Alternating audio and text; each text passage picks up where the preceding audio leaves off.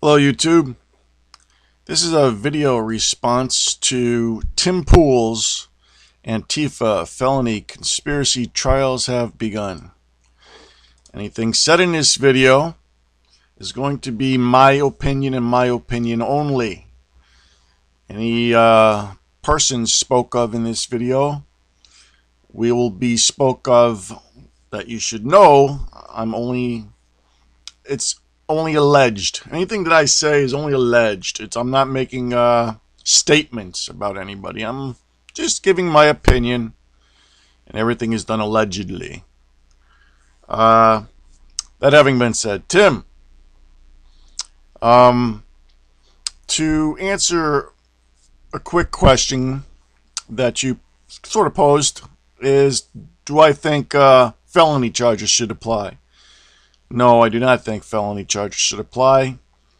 I think that the charges should fit the crime. I mean, the types of prison sentences, the type of penalties involved with felony charges may be a little bit too severe, too capricious, I think the word is. Anyway, too severe for what has taken place. But do I think that charges should apply? Absolutely. Throw a book at them. Anybody who wore a mask, as you pointed out. Wearing masks in Washington, it's illegal. Matter of fact, a lot of other places it's illegal, and I don't know how they keep getting away with wearing masks, Antifa that is. So throw a book at them. And the reason being is because there's a bigger picture to this, Tim, in my opinion. Okay, yeah, protests. It could be called protests. But is that what's really going on? Is it just people, just dissatisfied with things coming out to protest? Because in this country, I remember a few years back, none of this stuff would go on. Things have gotten very weird very quickly. Protests, riots, intimidations, rocks throwing, smashing, burning, setting fires. It's weird, and it's come out of basically nowhere. The bigger picture behind all this is what bothers me. Not so much that people are protesting and intimidating and wrecking, but where does this all come from? It has been alleged by people in various places, various outlets, that a certain person is behind all of this.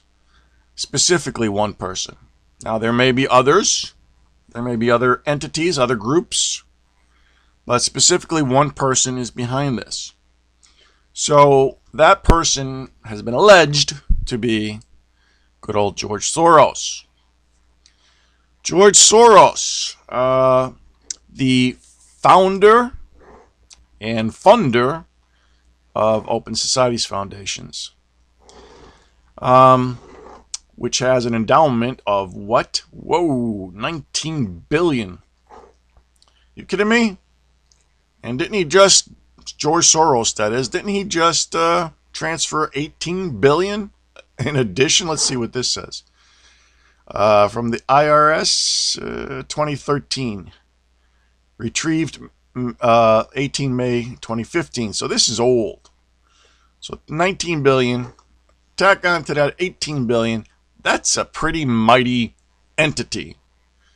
You're looking at an organization which, whatever it does, and I'm not here to give a documentary. I'm not here to give a pinpoint documentary filled with facts and statistics and numbers. I'm not here for that. I'm just here to walk through a little bit of my concerns of what's going on. Anyway, Open Society Foundations, basically by founder George Soros. So what do these things do? Well, it's been said that George Soros has paid protesters. Do a search on that. This is the kind of stuff you come up with. Of course, Snopes has to have their say, and it has to be towards the top. And basically, a lot of things that you find in Snopes is in a negative. That didn't happen. No, that's false. That's false. Yeah, well, whatever. But it's out there. It's out there that it's been alleged that George Soros has paid protesters. That would go back to Women's March, Black Lives Matter, Antifa. And if true, we're not talking about protests. We're talking about subversion. Subversion of the United States of America and its Constitution by one person. What's the population of the United States of America now? Somewhere around 400 million. I'm guessing. I don't remember. I can look it up, but I'm not going to. You look it up. Not you, Tim, but you, anybody watching this video, because everybody's invited to watch the video. It's not just for Tim. But anyway, one person steering and molding and creating protests and creating riots. Or, well, not creating. I can't say that. Again, it's alleged. Trying to mold the United States of America is subversion. You had all these images of posters from the Women's March. And this one in particular. And if you go to the Open Society Foundations and look at the first little scrolling image, it's of this person. Now, that looks quite familiar to me. Which came first, chicken or the egg? Did the Open Society fund such a thing as that poster? Or did that poster inspire the Open Society to do a picture like this? Well, I'll leave that up to whoever wants to research it. That's a heck of a lot of people. It's a heck of a lot of people. Do these people actively vote? Do they actively go to their local town hall meetings and participate in politics? Do they research what they are getting involved in? Do they know the issues? Or are they just being steered by social media, which is a hugely influential thing these days? Or is this just a thing to do? You know, somewhere to hang out, a bunch of friends, have a thing to do. Is their passions their own, or has their passions been orchestrated by Edward Bernazian type of steering and psychological molding? Look up the word, or look up the person, Edward Bernays. Look up the film called The Century of the Self. Watch at least the first 20 minutes of that film. And how in roughly the 20s, advertisers, companies, tobacco companies specifically, organized with Edward Bernays, which is Sigmund Freud's nephew, to figure out a way to get women to smoke, because it was taboo back then for women to smoke. And they enlisted Edward Bernays. He came up with a plan. They implemented it on a march that took place. They had the cameramen ready. They had some young women who all decided to light up and smoke in protest of whatever. And this spread across the country. And what do you know it? All of a sudden, women start to smoke. This is the kind of mind games that can happen. Women's smoking was taboo before this incident. After this incident, women smoked pretty much anywhere in America. Look at this amount of people in this crowd here for this women's march. It's the same type of concept. One little tweak of something could cause something like this.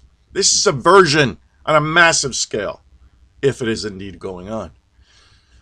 Anyway, this is the Women's March, 2017. Oh, something interesting about the Women's March. They actually have organizers down here listed. But instead of reading the whole thing, let's just do a quick thing. Soros, nowhere to be found. Nowhere to be found. How about Open Society? Nope, nowhere to be found. Anyway, does that mean anything? Well, I'll get to that in a minute. I'll get to whether that means anything in a minute or not. Next, George Soros funding Black Lives Matter search. Produces, again, things from Snopes, of course. Let's just state it like this. You can see these entries. You can do the search yourself. Again, this is for anybody, not just him. But it's been alleged, again, that George Soros not only funded the Women's March, he funds Black Lives Matter, allegedly. He funds ANTIFA, allegedly. These are the things that need to be known. This is an important issue because the subversion of our country, our Constitution, and the attempt by one person to control the minds and the voting and everything else of nearly 400 million people. This is a serious issue. What is going on here? This is what needs to be looked into.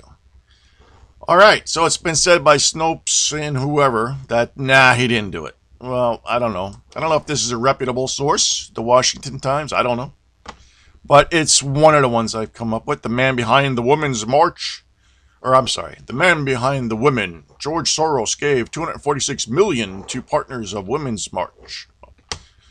Billionaire contributed to 100 groups partnering with Women's March, Day Without a Woman. Anyway, let's get rid of this. Something popped up on my screen. Anyhow, 100 groups. Billionaire contributed to 100 groups. That's an important thing to remember for a little bit later. Is it true or is it not true? Did he give more? Did he give less? Is he that influential? If it is going on, what's going on with it?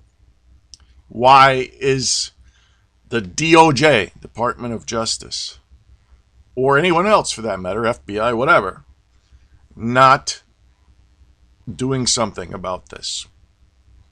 If it is indeed going on. See, I got to keep saying this so I don't get my backside sued or whatever. Even though I said it in the beginning, but let's just continue. 6 corporations control 90% of the media in America. Well, that would be the mainstream media, which is totally anti-Trump.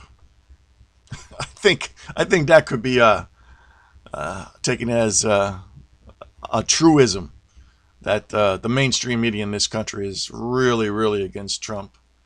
So you have the mainstream media, you have Hollywood, you have the music industry, you have these groups, Black Lives Matter, Antifa, the Women's March.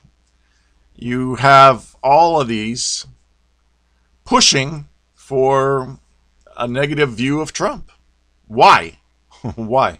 All right, let's continue. Here's the 6 corporations. I'm not going to read them. You can read them. This is very powerful. How much would it take to control 6 people? I mean, each one of these must have a CEO.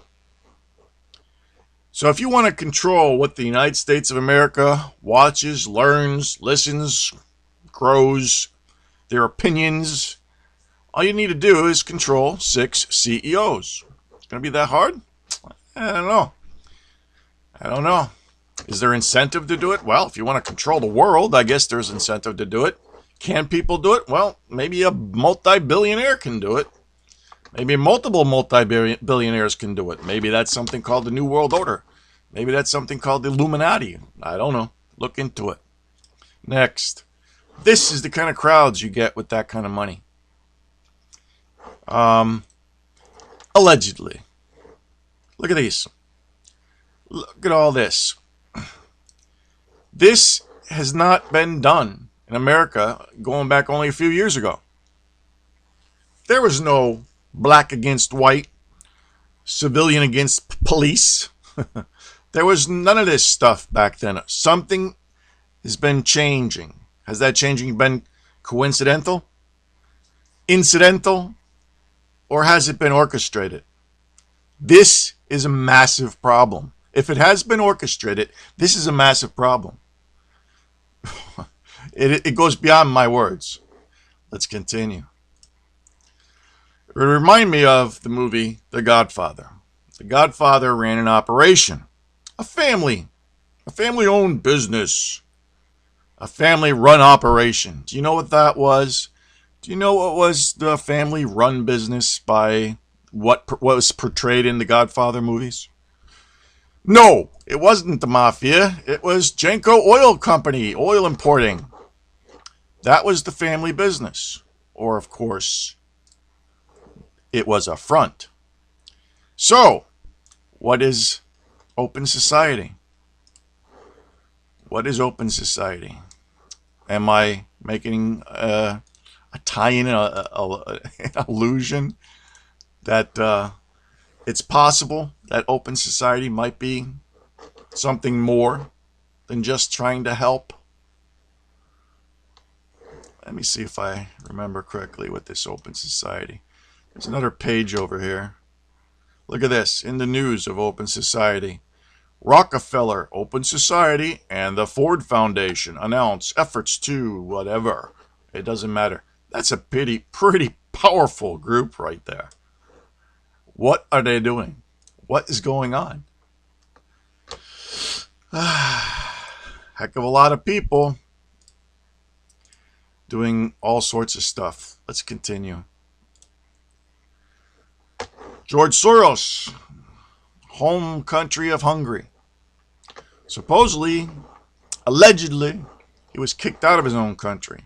Hungary don't want him no more. Hungary don't like him no more, supposedly, allegedly. Of course, I believe there's a Snopes down here which rebuts it, but there's enough here that says that Hungary basically don't like it.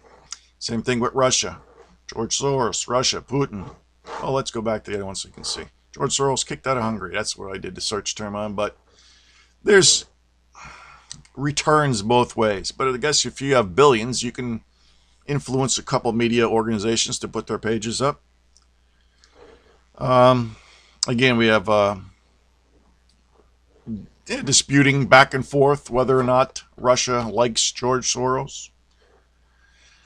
So, George Soros, Open Society Foundation. Let's go back to this one. You figure like, well, okay, well, that's one group. It should be easy to trace. It should be easy to figure out whether the women's group, the Women's March, Black Lives Matter, Antifa, should be easy to figure out whether this particular Open Society Foundation has funded any of those, right? Because it'll be listed somewhere. Somewhere there's going to be a listing. Well, let's see what this guy is involved in. George Soros. Go to this page. Now, you guys can pause. You can get the URL. But what does it say up here? Organizations, here, let me highlight it. Organizations funded directly by George Soros and his Open Society Foundation. Well, there you go. What I'm trying to say here is Open Society has subgroups, basically. Is it going to be that easy to find out or trace the money? Or where it's going or who's getting it? And do I think... Here, let's go back to this real quick. Where is it? Where is it? Where is it?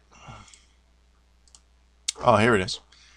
Do I think every single one of these people have been funded by George Soros? Nope. Does it take every single one of these people to be receiving money by George Soros to come out and do this? No. What it takes, theoretically, would be to pay, several hundred, several thousand, and then have those several thousand go on their social medias, whether it be Twitter, Facebook,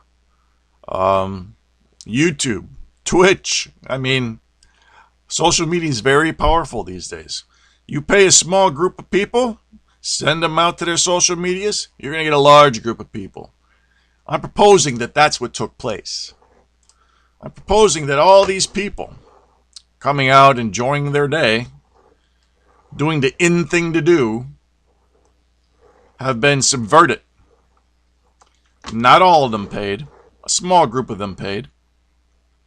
Especially the ones that, going back to your video, somewhere around here, caused trouble.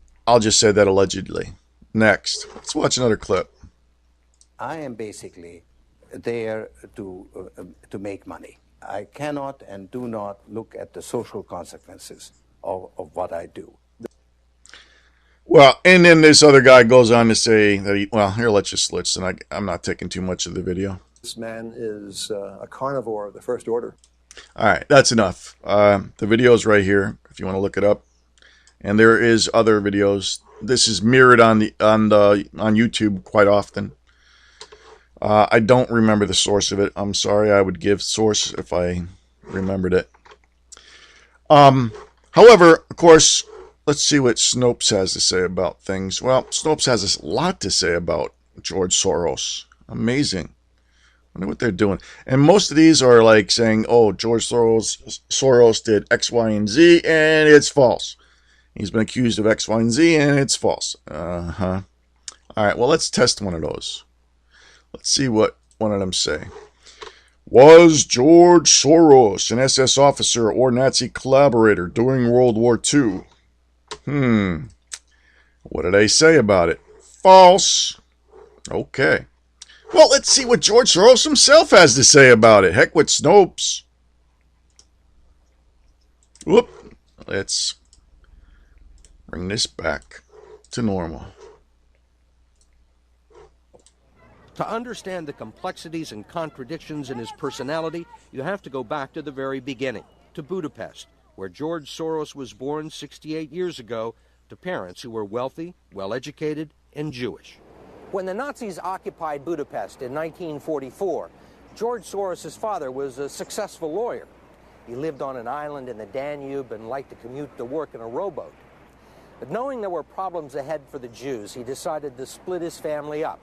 He bought them forged papers, and he bribed a government official to take 14-year-old George Soros in and swear that he was his Christian godson.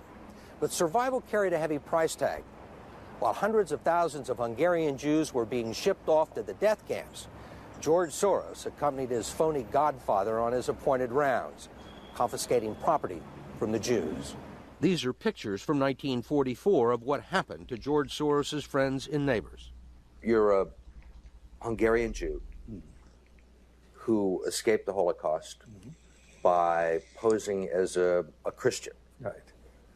And you watched lots of people get shipped off to the death camps. Right. I was 14 years old. And I would say that that's when my character was made. In what way? That one should think ahead, one should understand and anticipate events, and one is threatened. It was a tremendous threat of evil. I mean, it was a very personal experience of evil. My understanding is that you went out with this protector of yours who swore that you were his adopted godson. Yes, yes. Went out, in fact, and helped in the confiscation of property from the Jews. That's right. I mean, that sounds like an experience that would send lots of people to the psychiatric couch for many, many years. Was it difficult? Not at all. Not at all.